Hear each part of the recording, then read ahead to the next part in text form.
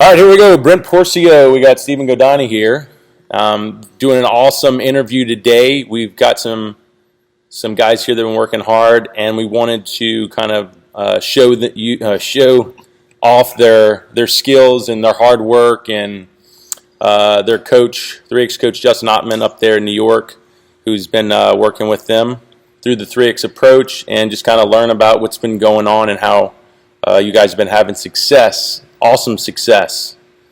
So, what's up? How are you guys doing?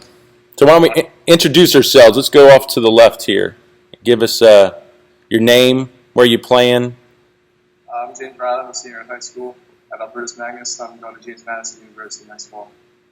Awesome. Next.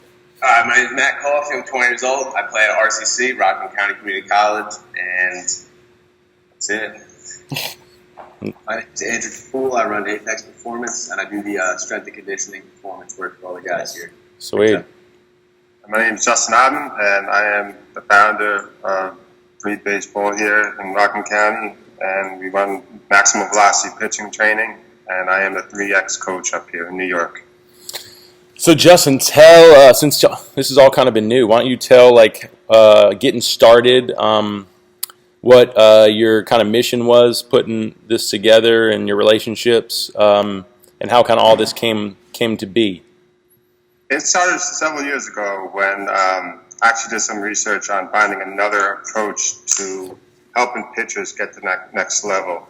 Up here in New York, there is a slight change of way pitchers are taught, and I didn't want just to be that normal person. So went on the computer, did some more research, and I came across 3X pitch and TopVelocity. So I started reading more and more information about it. And you're like, damn it, we played together. Yeah. Wait, that's Brent Porcio. Made a phone call, flew down there, trained, fell in love with it, and I said I want to take this back up home and introduce it to all the new guys that are trying to get to that next level, especially varsity in high school or college or potential getting professional. And ever since then, this program's been taken off, and it's just a step-by-step approach, following every single component, every single training method that's being used in this, and all my kids fell in love with it, and they're enjoying it. All right, cool. Well, I'm bad with names again, so what's your name, the strength coach? I forgot. Andrew. Yeah, so Justin's been telling me about you, so talk a little bit about your influence and what your focus is. Well, I like the program off the get-go because I'm USA Weightlifting and Sports Performance Coach certified. I'm also getting involved with USA Powerlifting. So, I train a lot of my guys outside of this in a similar manner. I know how well the Olympic lifts work with high school, college, even professional athletes, triple extension and all that. So just getting to work with these guys, a lot of them started not knowing any idea what to do. Coffey had a little bit of a head start, so it hit him a little bit early, but seeing them grow over the past year has really been awesome. That's awesome. So what do you think about a pitching approach that actually embraces Olympic lifting? Well, I was a college pitcher too. Oh, cool, man. Awesome. I'm all for pitchers lifting. That's great. I laugh when people tell me you can't lift. Yeah. So it is laughable. If you're an athlete, you should be lifting. Doesn't matter what sport you play. Well, kind of, real quick, talk about what do you see the benefits of Olympic lifting for pitchers? Well, like I was saying before, the triple extension, for a pitcher, you have to extend, you have to be explosive down the mound. There's no way to be at that next level without Olympic lifts. I feel for the future of the sport, I really think everyone's going to start hopping on board over the next couple of years, and it's going to be kind of the norm, compared to when in the 60s, 70s, the rumor had it, pitchers can't lift, can't do anything overhead, can't do anything like that. So I just think it's the tide's changing, and it's going to take over. Yeah. I think it is. I thought even though he's not a pitcher, but he once was a pitcher, it's interesting to see the National League MVP claim that he has a 375 power clean. I'm just not sure that he actually has a 375 power clean, but it's changing. And then you see guys like Noah Syndergaard showing his lifts, even though I don't see him Olympic lifting. You got. That's about it. Yeah, disgusting. 525. Yeah, and you got guys like Chad Bettis is another one I saw. Shelby Miller's. David Ardsma here has told us about how he's a big lifter. Or he likes to squat heavy post games. Michael Lorenzen. Michael Lorenzen, I saw. We got a video of him power cleaning. Heard Chapman. I've heard stories about Chapman forever about how he's a gym rat. He loves to lift. We've got pictures of him with gigantic biceps. So he's. I mean, of course, everyone can do this differently, but what's your take? Talk about what you think the differences of just traditional strength training and Olympic strength training. Well, I mean, the old school workout, like you were just saying with the big biceps. I mean, everybody when they first come to the gym, they always talk about how they just want to get big, get a beach body. They want that beach body, the big biceps, show the girls. But with Olympic lifting, not everybody that is good at Olympic lifting, even guys that I coach, they don't necessarily look big, but you see them throw the weight on the bar, and you see with the technique work, learning how to properly extend, use your body to maximize its performance. And that's why it's a little bit different. Anybody can go to the gym and do bicep curls, get big arms. I have a lot of guys that come in here first time, they're a big guy, they try and do a clean, and they do a big wrist curl. Right. And it's real funny because you see a guy, body weight 140 pounds, clean at 225, and you get a guy in here 275, first time doing it, and he can barely throw 135 pounds on the bar. And like I said, the bar comes out here and he looks like that. But I know. Whenever they talk of functional training, I mean, really, Olympic lifting is the only real functional training, because that's what you find. You find guys that are, do strength training or lifters, and they don't do any type of athletic lifting like Olympic lifting, and they look very, dysfunctional when they do these lifts. And it just shows why they're so big for athletes, because it creates a high level of function in the body. So what's been, Justin, talk about y'all's relationship, just so we can learn about how you and Andrew are working together through the programs. Talk about what y'all's relationship, how y'all work with the pitchers together. Well, basically what we do is we break it down where we do the biomechanics training. We do it in the back of the facility with me on the mound. I break down all the components for each individual pitcher that comes to me. And when he finishes the sessions with me during the program, then they go up to the front and they start to train with Andrew. I brought Andrew onto this program is because he's a close family friend of mine, but he just has the drive to help these kids get to the next level. And just the passion that I have for this program, knowing that you and I, Brent, talk about it all the time, it's not easy, but it's a great opportunity for these kids to really put themselves in a position to get better. So when I put him on, I wanted someone who had that drive, that motivation to say, you know what, it's going to be tough, but you know what, we're going to get through it. We're going to keep working hard. And he relates to all my kids very well. And he's made an impact, tremendous impact on my program, especially in this. These kids go from anywhere from 5 to 8 to 10 miles per hour change over a course of 6 months, 3 months, depending on how hard they work. For example, James Reilly over here went last November, started 79 to 81, and he topped out at 92 2 weeks ago. Awesome. Yeah. Now, everyone who doesn't understand this kind of program will say that's not possible. Right. It is possible. It's right. what you do with yourself and how you are understanding what pitching is really about. Mm-hmm. And he does very well working with Andrew. Andrew puts his times hard with these kids, and I couldn't thank him enough to be on board with this. That's awesome. So then we got Matt Coffey over there, who Matt. How did this? Because so Matt, you found us before you found Justin, and is that how it worked? Did it? Yeah. I found you guys my junior year in high school, so that was like 4 years ago. But I really didn't start the program until my freshman year in college because I just didn't commit to it until I needed to. So what did you, when you first came down here in that first camp, what did you think about it after that? What I really thought about it was, one thing I learned was the information, like that 3-hour lecture you had us take.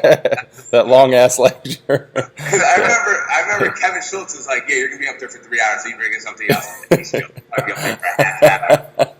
Then right. I learned more in that 3 hours than I learned in the 2 hours, like researching like everything like on your website and everything. Like you put like a great presentation together. So I kind of learned like what triple extension was and everything. And hip to shoulder separation, how Olympic lifting correlates to pitching velocity. And then, like, with the med ball stuff, like, med ball was kind of weird. I was doing it backwards. I was doing it like you're supposed to do it like this with a separate. I was going like this. I was doing it left-handed.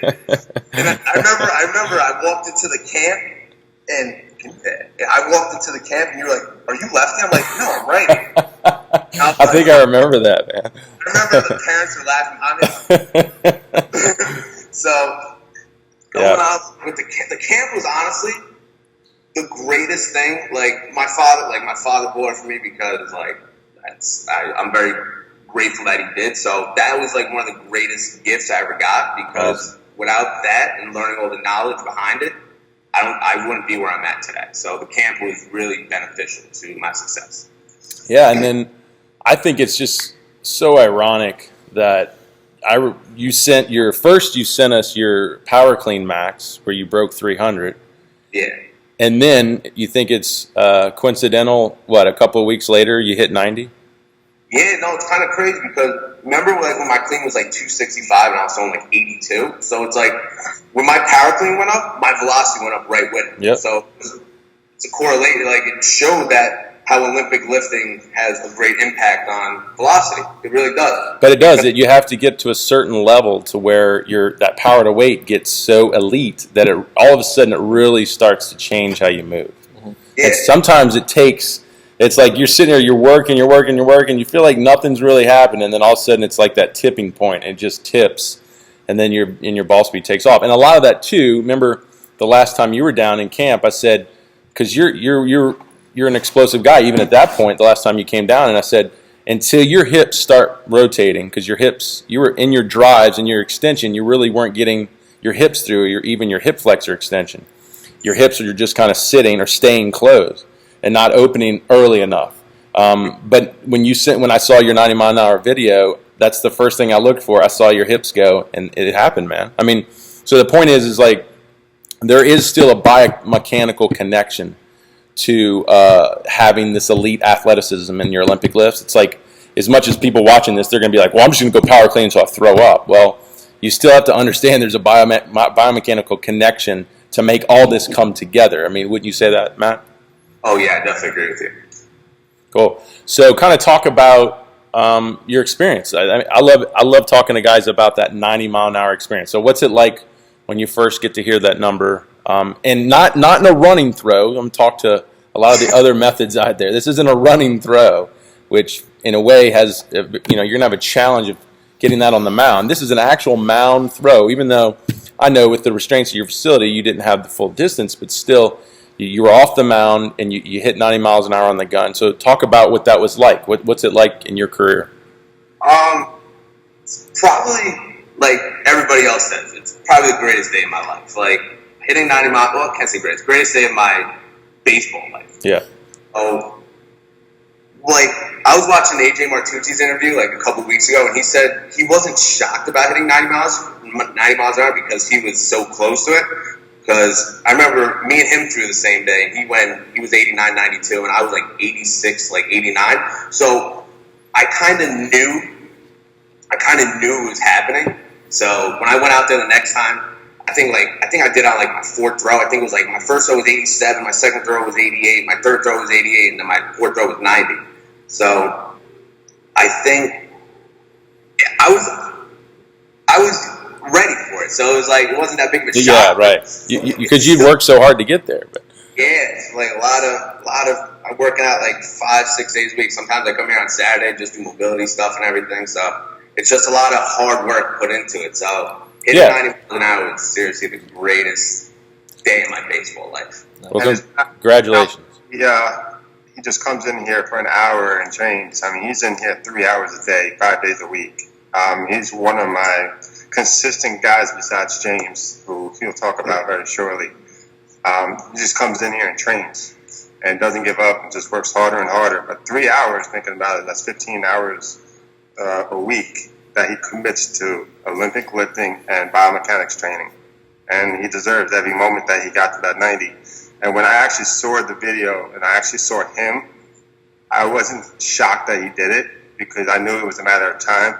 But him and I spoke that he was always trying to change this, change that. I said, just stay focused and stay consistent with your mechanics and just improve from there, working on getting triple extension, working on his hips, his hip mobility, all that. So when he started to stay focused on that, that was just a few weeks later, he hit this mark. That's awesome. Yeah, that's good, man. Tell us a little bit, Matt, what you felt really pulled it all together for you at the end. What really put it together was actually committing myself to the program. Like, what Justin was saying was, like, I remember I watched that drive leg style video you on YouTube, and I was like, oh, I want to be a knee slammer. That sounds like really cool. So for 3 months, I was David Arnold wouldn't say that. My velocity went from like 83 to like 78. I'm like, all right, I guess knee slamming's not working out. I really, then I think it was, I'm on week 10 right now, so 10 weeks ago, I fully committed to the program. I haven't missed a day. Like, I went from doing dynamic warm-up to anaerobic. Tuesday, whatever day, I forget what day it is. Yeah, and I come here an extra day. So it's like, committing yourself to the program for me, and probably for everybody else, was the biggest part, because you can't, like, when I went down to Louisiana the first summer, like, I would be like, I'd do Monday workout, Tuesday workout, Wednesday anaerobic, and then Thursday I'm like, all right, I'm not lifting today. My body's too sore. Really?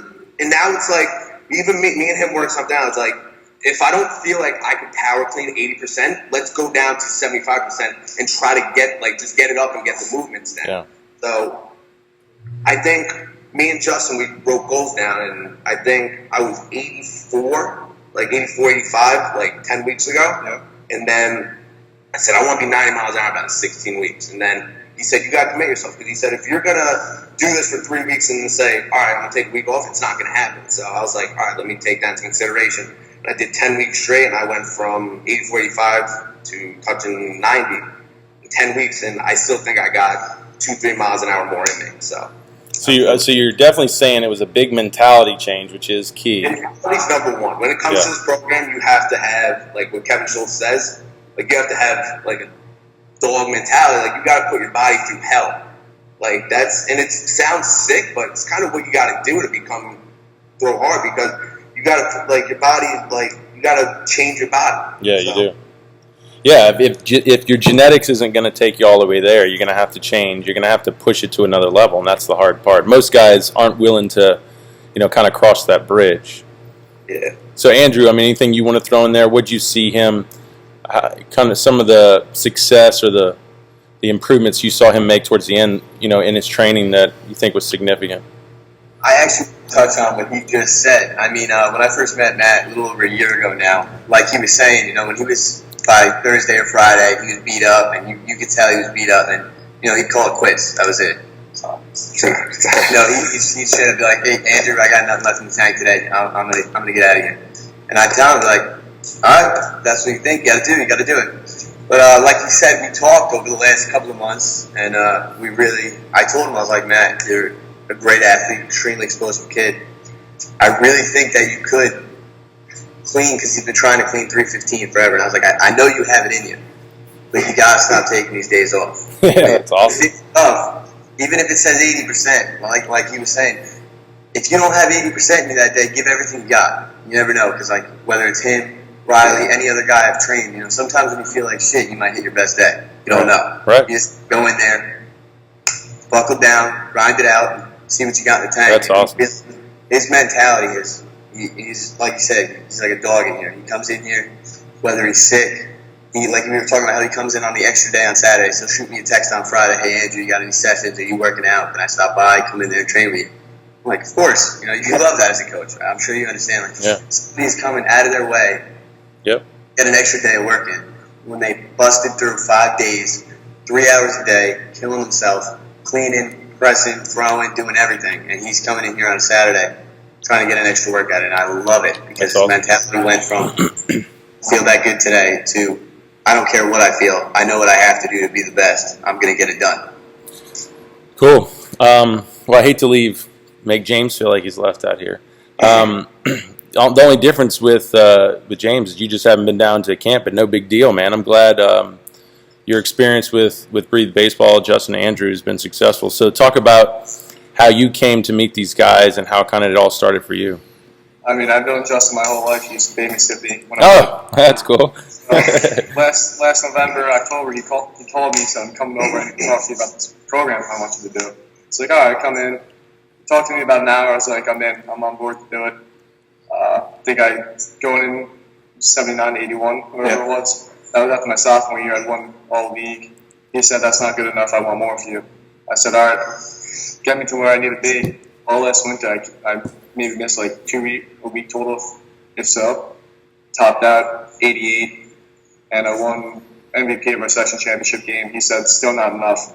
So I came back in after this fall season, and I maxed out, and then that following Monday, I did a couple target throws.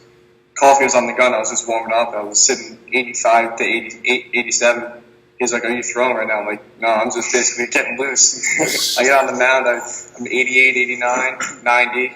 I took a break. I got back on. I hit like 91 twice and then 92 right after. Nice. That's awesome. So what would you credit to your success? What's been helping? More leg work. I used to be all upper body and just torquing my chest and just throwing. Andrew and Justin said you need to use your legs more getting down the mound. So that's what I basically did. Went heavy on the legs and pushing off. I push leg and stabilizers. How have you adapted to Olympic training? Have you done much of it?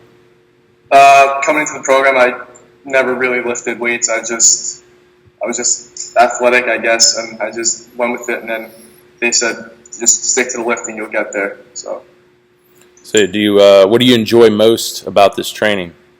I like squats. It's fine. Yeah. It's the thing I'm good at. So I've been working on my clean form a lot. It's getting better. So. Well, awesome, man. So biomechanically, I mean, what have you learned biomechanically that's helped in your delivery?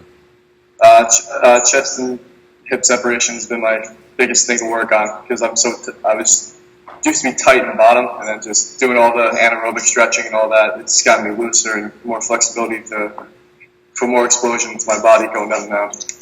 Well, Justin, what do you see in James? Like, what's been his success? Mentality, biomechanics, lifting. I mean, where's it been for him?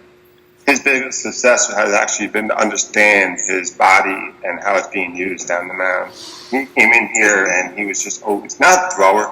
He was a good pitcher, but he didn't understand what he needed to do for his body to get down the mound. He didn't understand the timing effects. He didn't understand the components. He was very weak in his front leg stabilization. He was always drifting, bending, and never extending. He was never timing the hips properly. He wasn't peaking his forces at the right moments. So he was just taking the ball, throwing the ball because that's all he was taught.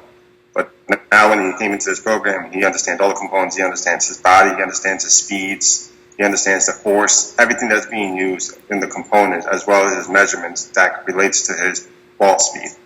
That's awesome. I mean, two different pitchers here. You got a, catcher/pitcher over there, Matt Coffey, and you got this long, lean, James here. So, Justin, what's the difference between these two guys? I mean, because they didn't really take the exact same path. I mean, what makes them different as far as in their journey to 90? What did they do differently? I mean, Matt's known him for several years. Was always the guy that was always questioning who he was and what he was trying to do as a pitcher.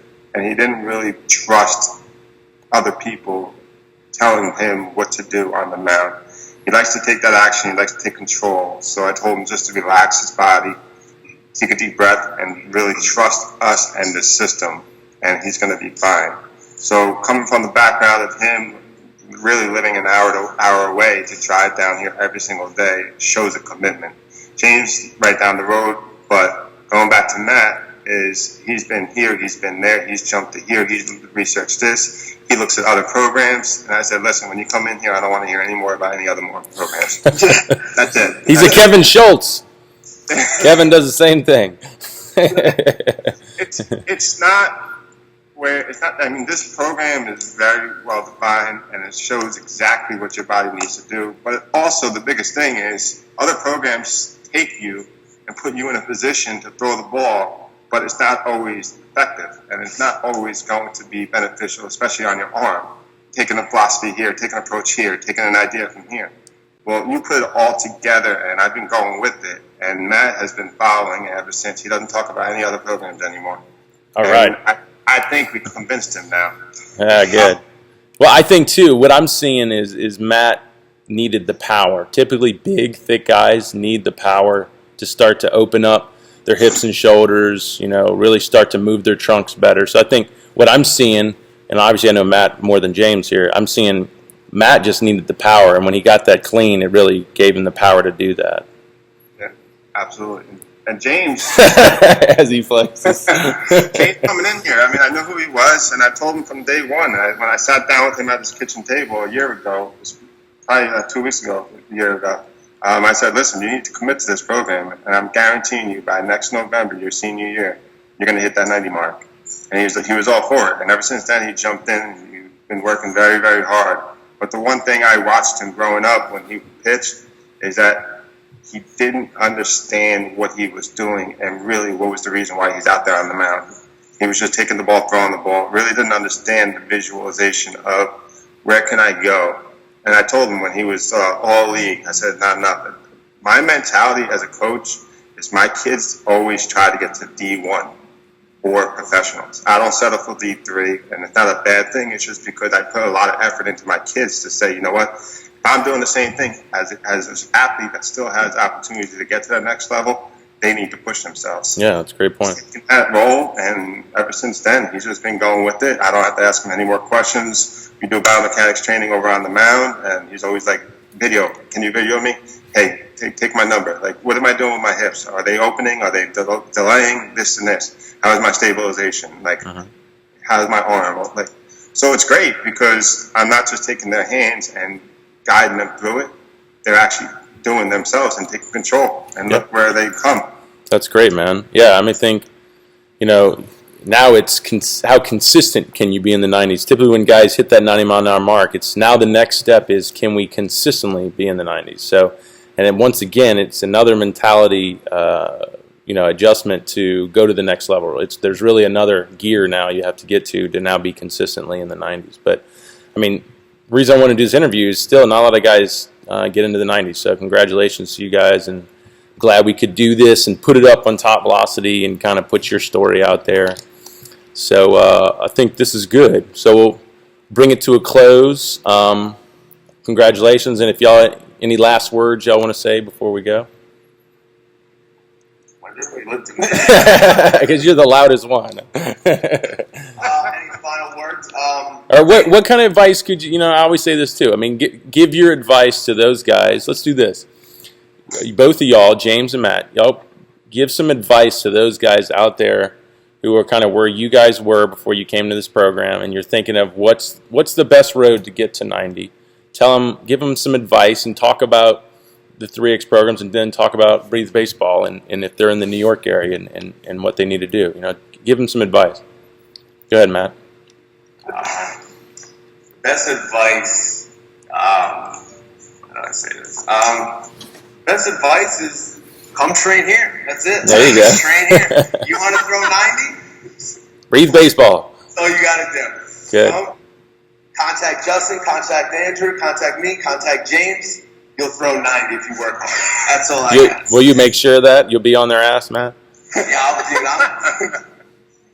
All right, well, good. What about you, James? Give them some advice. Someone just like you before you came to these programs that are looking for that road to 90. What do you tell them?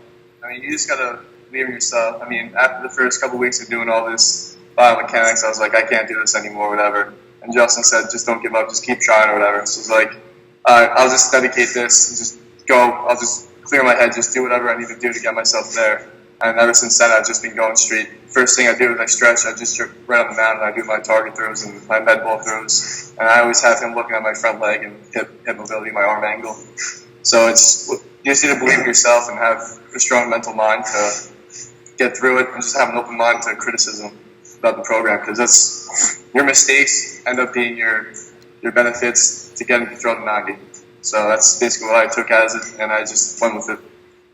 Well, good. We'll always say congratulations, because this is your new lifestyle. If you go back to who you were, you'll be throwing just like who you were back then. So unfortunately, that's the hard thing. It's a tough road, And when you get there, you can't get off that road. You got to stay on that road, and that's the hard part. But you know what? The more you do something, the easier it becomes. So if you can just keep your routines, and still, you know, you want to get consistently 90, you're still going to keep working harder. But the point is don't get off this road, man. I mean, when your season starts, I know it's harder when you go into other organizations and they have their philosophies and they have their ways of doing things.